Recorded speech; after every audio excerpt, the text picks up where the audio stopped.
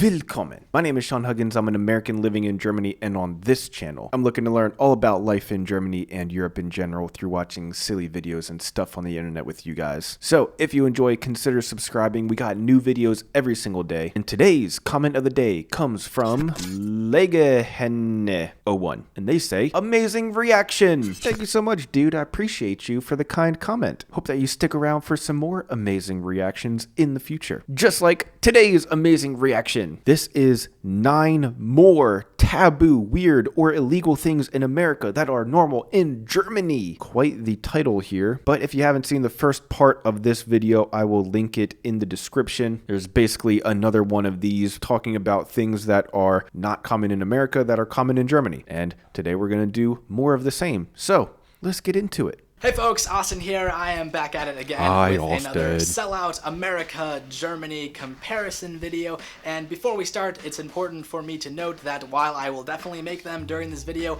I do not agree with making generalizations about a country or culture. For the purposes of this video though, it's simply easier for me to say in Germany instead of starting every sentence with something like based on my personal experiences and what I can infer about the country as a whole based on my limited exposure living in 2 areas for just a year.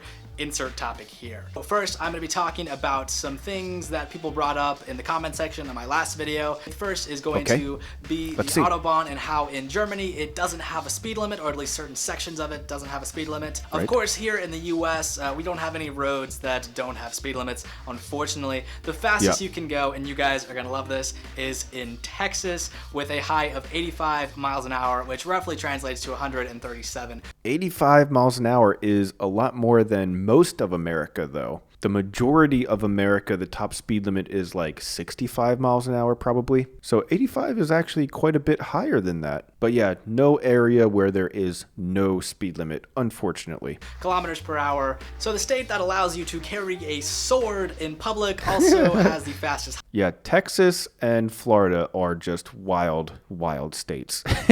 Highways. In my opinion, it only makes sense. Another interesting comment was prostitution, how it's legal in Germany and illegal in the US, with the exception of the state of Nevada, which has several counties that are allowed to have brothels, but of course outside of those brothels, prostitution is still illegal everywhere else. That is an interesting thing about Germany. I feel like prostitution should be legal because that would allow it to be a lot safer for people, because people are going to do it either way. Like, people say it's the world's oldest profession for a reason. People are going to do it. You might as well just make it legal, make it more safe and open, and just normalize it, I guess. Have some sort of regulations for like standard businesses to have like testing done and do everything safely and, you know, whatever. Just, yeah. I mean, why not? Sure. In the state. Just make it happen. Something else that came up a few times was the age of consent, which from everything I've seen is 14 in Germany, while in the US that's going to be between 16 and 18 depending on the state, and I have no doubt that one is riddled with technicalities and unique situations on both sides. Oh yeah, and for sure. Finally, we have the Kinder Überraschungseier, or the Kinder surprise egg, which was brought up several times in the comments section, and of course it is a Those are illegal in America? I actually didn't know that. I mean, I never seen them in America, but I didn't know that was because they're actually illegal. That is interesting. That sucks. That's because Probably because somebody in America would try to eat the entire thing in one bite and then like swallow the toy and then sue the company or something. If I had to guess. Food, Drug, and Cosmetic Act, which just in short says you can't have a non-food item inside of a food item if you cannot see the non-food item, and it's a bunch of garbage. I think we should have them, and I'm really mad that we don't. And that is my 2 cents on the matter. Dude, when I was in Germany as a kid, the Kinder eggs with the little toys inside, ooh, I used to collect the little toys. Oh man, dude, those were the coolest. All right, so the first thing from my list is going to be taking a gap year, and this one's pretty straightforward. Oh yeah. In the United States, in my experience at least, it seems extremely taboo for U.S. students to take a year off between high school and college and do something non-college related. I think a part of that goes back to high school, where it's drilled into our heads that you have to go straight from high school to college, and there's not a lot of room for pit stops. However, it's definitely part of the culture right now in America. My generation, and I guess probably the younger generations too, were told by all of our parents that you have to go to school, go to high school, and then go to college and get your degree, and then that's how you get your job. And now my generation, the millennials, are finding out that it's not quite that simple. So yeah, we kind of dropped the ball on that one, didn't we? I think that a gap year can actually be very beneficial, because when you are 18 years old, let's say, and you're faced with the decision of go to school and find out what you're going to be doing for the rest of your life, you don't know what you're talking about. You don't know anything about the world. You don't know anything. So taking a year, 2 years, maybe even 3 years before you start to settle down and get into your career path, whether that's education or on the job training or whatever it is, to me, that makes total sense. But that's not really a thing in America. It's not popularized in America. Things are starting to change now with the younger generations, and with my generation getting older and having kids ourselves, this is definitely changing. But as of right now, and for past generations, it was not normal at all. In Germany, that didn't seem to be the case, and gap years didn't seem to be taboo at all. A lot of people that I worked with or that I knew had taken a gap year. They'd gone off, seen the world, gained some real world experience, and really developed as a person. However, it is important to note perhaps that for students in the US at least, taking a gap year to go travel Europe or something would be extremely expensive. College is expensive enough, and for some people it makes sense that... And traveling to Europe is also very expensive. So that is a lot more difficult for Americans to do than it is for Europeans to do, because you guys are already in Europe. So it's like, I'm just going to drive my car down the street and I'm in a different country or whatever. It's a lot harder for Americans to do that. That it wouldn't be financially feasible. In Europe, of course, it's easy to get around and you're right next to all those other countries. So that could be a reason for it. College. Now, I don't know enough about either education system to get really technical with any of this, but like I said, I feel that the expectation of American students is college or bust, essentially. There's such a large, clear push from schools to go to a 4-year liberal arts university that other options are largely overlooked, such as like a technical college or a vocational school. So what I thought was really interesting about Germany is that institutionally there were other options for students, and students were aware of these other options. And attending a vocational or technical school was not taboo, or at the very least, not as taboo as in the United States. Yeah, that is a huge thing in Germany. There's a lot more different career path options and education options. There's just a lot more options in Germany, and all those options are a lot more well known than they are in America. Like, we have a lot of different options in America, like he mentioned, like vocational school and trade schools and stuff like that, but like it's just not common for people to be told to do them in America. Everything is about college in America. Everyone is told just go to college and that's it. But in Germany, it seems like people are told all these different options, all these different paths, and works out a lot better. Also, college in Germany is sometimes free, if not almost free. I mean, compared to America, it's actually insane. Gotta love that part about Germany for sure. So for this story, we're going back to my first couple of weeks in Germany. I had just arrived at my new host family's house. It was 1 o'clock in the morning. I was editing some video.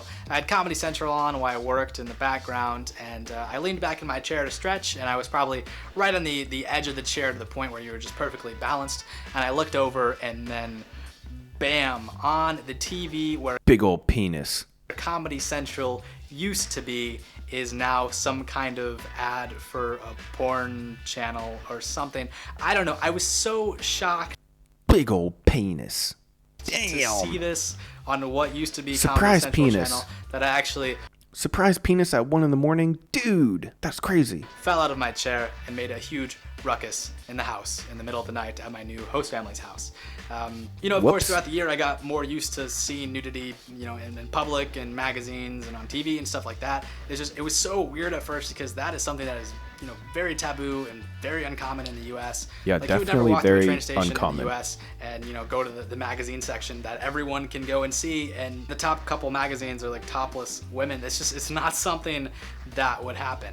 Yeah, in America, if you go to a store with like nude magazines, they're usually covered in like plastic and you have to open the plastic after you buy it or whatever. There's not nudity in advertising. There's not nudity on TV. So yeah, that's definitely very different in Germany as well. And I say, yeah, who cares? Let the PPs and the VVs fly. Who really, who cares? Non-cash transaction methods are extremely popular in the US. Yeah. Anything you need to buy throughout the day, culture. You can Here we go. likely use a card of some sorts or like Apple Pay or something. We're just not that much of a cash culture as I felt was the case in Germany. And to a degree, I kind of like this in Germany, how it was easy to, carry around some euros in my pocket to buy like an ice cream cone or something. And I know that's like a super specific, small example. And I have no doubt there are places that do take cards, but it seemed like people just carried a lot more cash than here in the US. Definitely. If there's a company in America that only does cash transactions, everybody's just like, oh yeah, that's like money laundering or something. Like paying with debit cards and credit cards and Apple Pay and tapping your phone and tapping your watch and like all this different stuff that's just how most people pay for most things in America. And then like maybe some people pay in cash, but there's still the option at almost everywhere to pay with credit or debit or something. So if there's a 100% cash only business, people in America are like, oh yeah, dude, you're like in the mafia or something.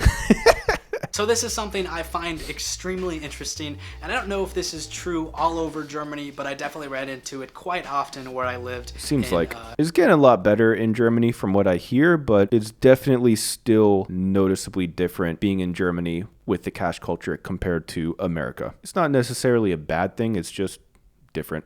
In Bavaria, and it blew my mind every single time. And that is, at the end of the meal, the server will come and will not have like a printed bill of what you ordered, but instead ask you what you ordered and then charge you on the spot based on what you told them. And that's such an amazing degree of trust that I do not think that American restaurants would extend to their customers. I never really thought about that. He is right. That is definitely a thing that I have experienced quite a bit here, but I never really took note of that being weird, actually, to be honest. Yeah, I guess that probably doesn't happen too much in America. I don't know, actually. Interesting. So if you're in America and you do not... Tipping culture is obviously very different in the different countries. Tipping culture in America is obviously very different from most of the world, to the point where servers make most of their money from tips, which is not the case in most of the rest of the world. Tip your server? You are doing it way wrong. You see, here in Freedom Land, it's entirely customary to tip your server, 15 to 20%. Tipping is such a big deal 20%. that sometimes if I'm unsure if the service requires a tip or not, I'll tip anyway just to avoid the crippling awkwardness of not tipping when I should have. Yep. Moving to Germany, tipping did not really seem to be a big thing. Rounding off the bill, sure, and maybe like a little bit of a tip, but nothing like in the United States. Maybe like 10% or so. Yeah, there's like certain rules in America that say that servers can make less than even the minimum wage. So some servers get paid like, I don't know, $2 or $3 an hour, and they make basically all their money on tips, which really sucks and is the primary reason why I never got into any service business. But yeah, I mean, in Germany, people get paid like at least minimum wage, and then the tip is just something extra. In America, the tip is like most of the income, and then the hourly rate is like basically nothing. And that sucks, and that should change. I don't think it should be the customer of a restaurant's obligation to pay the wait staff. It should be the restaurant's obligation to pay the wait staff. If you can't do that, then don't stay in business or raise your prices of your food or whatever. Definitely doesn't make any sense to me, but yeah, I mean, that's why I stayed far away from any kind of service job my entire life. Wow. Yeah. Another good list from this guy. Yeah, the tipping culture in America doesn't make sense to me. I've always hated that. The speed limit thing, I think there's definitely places in America that could have no speed limit, because there are stretches of the United States that are just completely vast, barren landscapes with no humans around for hundreds of kilometers. And it's like, dude, just let somebody drive 3,000 miles an hour through this place just to get through it.